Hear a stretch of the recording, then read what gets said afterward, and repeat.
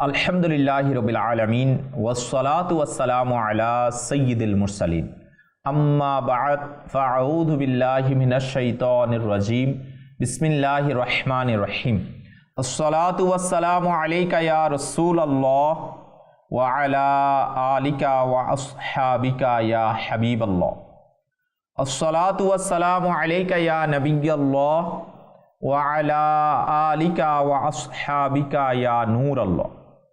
প্রিয় দর্শক শ্রোতা, উপস্থিত হয়েছি আবারও আপনাদের মাঝে অনুষ্ঠান ঐতিহাসিক শত্রু নিয়ে। আজকেও আমরা এমন একজন ঐতিহাসিক শত্রু সম্পর্কে জানব যার নাম ছিল দকিয়ানুস। আপনারা নিশ্চয়ই দকিয়ানুসি চিন্তা বা দকিয়ানুসি ভাবনা এই ধরনের কথা শুনেছেন। সাধারণত বলা হয় তার চিন্তা ভাবনা খুব দকিয়ানুসি, কিন্তু প্রশ্ন হলো কাকে এই কথা বলা হয় এবং দকিয়ানুস শব্দটি এসেছে কোথা থেকে? এই শব্দটি তাদের জন্য ব্যবহৃত হয় যারা পুরনো ও অচল ধারণা জোর করে আঁকড়ে ধরে থাকে, যদিও সময়, প্রয়োজন ও উপকারিতা সবই বলে দেয় নতুন, বৈধ ও কল্যাণকর পথ গ্রহণ করাই উচিত। এখানে স্পষ্ট করে বলছি, আমরা সেই নতুন বিষয়গুলোর কথা বলছি যেগুলো শরীয়ত সম্মত। সুতরাং এমন ক্ষেত্রে যারা যুক্তিহীনভাবে পুরনো ধারণায় আটকে থাকে তাদেরই বলা হয় দকিয়ানুসি চিন্তাধারার মানুষ। এবার আসা যাক দকিয়ানুস শব্দে। এই শব্দটি এসেছে একটি প্রাচীন জালিম ও অত্যাচারী রোমান বাদশাহ দকিয়ানুসের নাম। সে ছিল সত্যের বড় শত্রু, মানুষকে অত্যাচার করত এবং জোর করে শিরকে বাধ্য করত। আজ আমরা তার শত্রুতার কথা শুনব। নূহ আলাইহিস সালাম থেকে আমাদের প্রিয় নবী হযরত মুহাম্মদ মুস্তাফা সাল্লাল্লাহু আলাইহি ওয়াসাল্লাম পর্যন্ত বহু নবী রসুলকে কষ্ট দেওয়া হয়েছে, কিন্তু হযরত ঈসা আলাইহিস সালাম ও তার আনিত সত্য গ্রন্থ ইনজিল এর বিরুদ্ধে শত্রুতা চরম পর্যায়ে পৌঁছেছে। ঈসা আলাইহিস সালাম জীবিত থাকা অবস্থায় নাফরমানরা তাকে অনেক কষ্ট দেয়। কয়েকজন হাওয়ারি ছাড়া কেউ তার প্রতি ঈমান আনতে চায়। তাকে আসমানে উঠিয়ে নেওয়ার পরও শত্রুরা থামেনি। চারদিকে সত্য ধর্ম মুছে ফেলার ষড়যন্ত্র শুরু হল। তবুও তার খাঁটি আমল ও দুয়ার বরকতে ঈসা আলাইহিস সালাম এর ধর্ম বহু বছর ধরে বনি ইসরায়েলের মাঝে প্রতিষ্ঠিত ছিল। কিন্তু একই সাথে বিভিন্ন অঞ্চল, বিশেষ করে রোম ও মিশরের শাসকেরা সত্য ধর্মকে ধ্বংস করতে উঠে পড়ে লাগল। ধর্মের মধ্যে নানা ধরনের বিভ্রান্তি, বিকৃতি ঢুকিয়ে দেওয়া হলো। সবচেয়ে বড় ক্ষতিকর ছিল ধর্মে কুফর ও শিরক প্রবেশ করার। রাজারা জোর করে মানুষকে ঈমান থেকে ফিরিয়ে দিত। এই অবস্থায় ঈমানদারদের উপর পড়ে ভয়াবহ বিপর্যয়। কারণ তখন রোম অঞ্চল শাসন করছিল জালিম বাদশাহ দকিয়ানুস। তার মূল উদ্দেশ্যই ছিল সত্য ধর্মকে মুছে ফেলা, আর যারা সত্যের মধ্যে অবিচল তাদেরকে হত্যা করা। তার শাসন প্রতিষ্ঠিত হয় 150 খ্রিস্টাব্দে। আগেও বহু রোমান শাসক মুমিনদের উপর অত্যাচার করেছিল, কিন্তু দকিয়ানুস ছিল তাদের মধ্যে সবচেয়ে ভয়ঙ্কর। সে বছরে 2 বার পুরো দেশ ঘুরে দেখত। তার সাম্রাজ্য ছিল বিশাল। সিরিয়া, ফিলিস্তিন, রোমের প্রায় 200 শহর এবং বিভিন্ন স্থানে সে মূর্তির উপাসনালয় নির্মাণ করেছে। প্রতিটি শহরে সে মুমিনদের ধরে এনে 2টি প্রস্তাব দিত। নাম্বার 1, সত্য ধর্ম ত্যাগ করে শিরক করো, অথবা কারাগারে বা মৃত্যুর জন্য প্রস্তুত হও। তার হাতে হাজারো মানুষ নিহত হয়েছিল। অনেকেই ভয় পেয়ে ধর্ম ত্যাগ করেছিল। আরব সীমান্ত থেকে প্রায় 70 মাইল দূরে রোম অঞ্চলের এক বড় সমুদ্র বন্দর শহর ছিল এফেসুস। সেখানেই ছিল দকিয়ানুসের সবচেয়ে বড় মিথ্যা মাবুদের উপাসনালয়। দকিয়ানুস যখন এই শহরে এলো, তার রীতি অনুযায়ী সে সকল ঈমানদারদেরকে আদালতে তলব করল। এই শহর ছিল ঈমানদারদের প্রধান কেন্দ্র। তারা জানত দকিয়ানুসের আদেশ না মানলে কি ভয়াবহ পরিণতি হয়। তবুও ধৈর্য ধরে থাকা ছাড়া কোনো উপায় ছিল না। কিন্তু দকিয়ানুস যখন তাদের উপর নির্যাতন ও অত্যাচার বাড়িয়ে দিল, তখন অনেকেই ভয়ে ঈমান ত্যাগ করল। যারা মানল না তাদের বন্দী করা হলো। অনেক যুবককে কঠিন অত্যাচার করে হত্যা করা হলো। যুবকদের মধ্যে কয়েকজন ছিলেন বনি ইসরায়েলের রাজ পরিবারের বংশধর, পবিত্র, সৎ ও ঈমানদার। এক এক করে তাদেরকে দকিয়ানুসের সামনে আনা হলো। দকিয়ানুস বলল, শিরক করো নয়তো মৃত্যু। তারা দৃঢ়ভাবে বলল, আমরা মিথ্যা দেবতার উপাসনা করতে পারি না। আমাদের রব কেবল সেই যিনি আসমান জমিনের পালনকর্তা।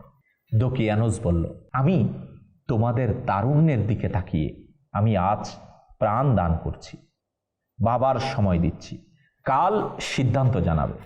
দরবারি বৈঠক শেষ করে দেওয়া হলো। এই যুবকরা একে অপরকে চিনতও না, আলাদা করে ডাকা হয়েছিল। সবাই নিজের মতো ভয় দুশ্চিন্তায় বাইরে এলো।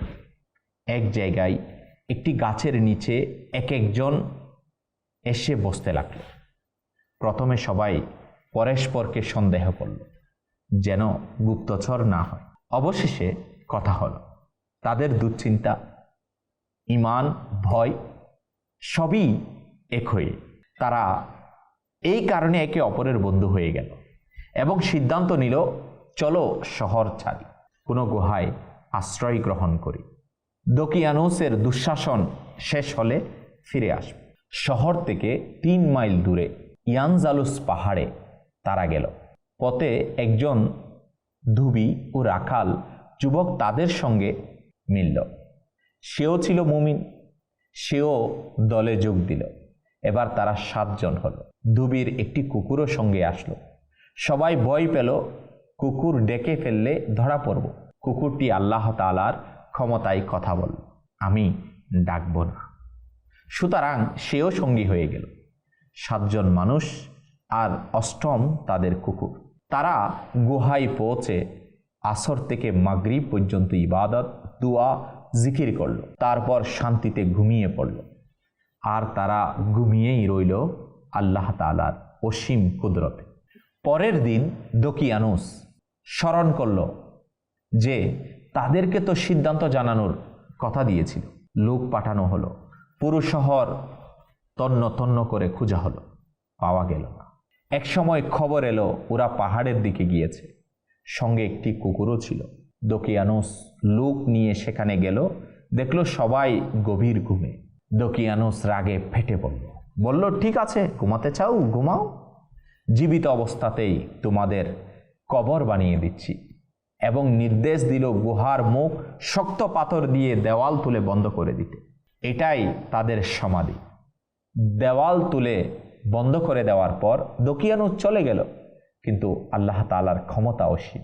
যার হাতে দেয়াল নির্মাণের দায়িত্ব দেওয়া হয়েছিল সে ছিল নেক মানুষ। সে পুরো ঘটনার বিবরণ, নাম, পরিচয় একটি তামার সিন্ধুকে লিখে দেয়ালের ভিতরে লুকিয়ে রাখল। আরেকটি অনুলিপি রাজকুশেও জমা দিল। 1 বছর পর দকিয়ানুসও মারা গেল। অত্যাচার যতই শক্তিশালী হোক চিরস্থায়ী নয়, কল্যাণ টিকে থাকে, অসত্য মুছে যায়। 3 বছরের শাসনে সে প্রায় 80,000 মুমিনকে হত্যা করেছিল। অবশেষে নিজেও ধ্বংস হল। দকিয়ানুস মিটে গেল। কিন্তু আল্লাহ তাআলার সত্যবাদী যুবকদের নাম চিরদিনের জন্য কুরআনে অমর করে দিলেন। তারা হলেন আসহাবে কাহাফ, গুহাবাসী যুবকরা। আল্লাহ তাআলা সূরা কাহাফে বলেন, তুমি কি মনে করো গুহা ও পাহাড়ের কিনারার যুবকরা আমাদের নিদর্শনগুলোর মধ্যে এক বিস্ময়কর নিদর্শন ছিল? তারা যখন গুহায় আশ্রয় নিল, বলল, হে আমাদের রব, আমাদের প্রতি তোমার পক্ষ থেকে রহমত বর্ষণ করো এবং আমাদের কাজে সঠিক সিদ্ধান্তের পথ খুলে দাও। প্রিয় দর্শক শ্রোতা, আসহাবে কাহাফ ছিল আল্লাহর এক মহান নিদর্শন, কারণ তারা গুহায় ঘুমিয়েছিল আর দকিয়ানুস গুহা বন্ধ করে দিয়েছিল। তারপর 300 বছরেরও বেশি সময় পর মানুষ গুহার মুখের দেয়াল ভেঙে ফেলল। তখন তারা জেগে উঠল, মানুষের চোখের সামনে যেন নতুন জীবন পেল, ঠিক যেন আল্লাহ তাআলা তাদেরকে পুনরায় জাগালেন। সেই সময় শাসন করছিল ন্যায়পরায়ণ বাদশাহ বাইদারুস, যিনি 68 বছর রাজত্ব করেন। তার যুগে কেউ কেউ মৃত্যুর পর পুনরুত্থান কিয়ামত অস্বীকার করতে শুরু করছিল। বাদশাহ খুব কষ্ট পেতেন, আল্লাহর কাছে দোয়া করতেন, হে আল্লাহ, এমন একটি নিদর্শন দেখাও যাতে মানুষ কিয়ামতের প্রতি বিশ্বাস স্থাপন করে। আল্লাহ তাআলা তার এই দোয়া কবুল করলেন। 300 বছর ঘুমিয়ে থাকা যুবকদের জাগিয়ে দিলেন। যখন মানুষ তাদের নিজেদের চোখে জীবিত দেখল, তখনই বিশ্বাস হয়ে গেল যে রব 300 বছর পর জাগাতে পারে, কিয়ামতের দিনও সবাইকে জাগাতে সক্ষম। প্রিয় দর্শক শ্রোতা, শ্রবণ করছিলাম দকিয়ানুস এর কথা এবং শ্রবণ করছিলাম সেই আসহাবে কাহাফ যুবকদের কথা। হ্যাঁ, সত্য প্রতিষ্ঠিত থাকে আর মিথ্যা ধ্বংস হয়ে যায়। দর্শকবৃন্দ, এভাবেই আল্লাহ তাআলা মিথ্যাকে ধ্বংস করে দেয় আর সত্যকে প্রতিষ্ঠিত করে দেয়। আজকের এপিসোড এখানেই শেষ করছি। পরবর্তীতে আরেকটি পর্বে আবার উপস্থিত হব আপনাদের মাঝে ঐতিহাসিক শত্রু অনুষ্ঠান। মাদানী চ্যানেলের সাথেই থাকুন। সল্লু আলাল হাবিব সাল্লাল্লাহু তাআলা আলা মুহাম্মদ সাল্লাল্লাহু আলাইহি ওয়াসাল্লাম।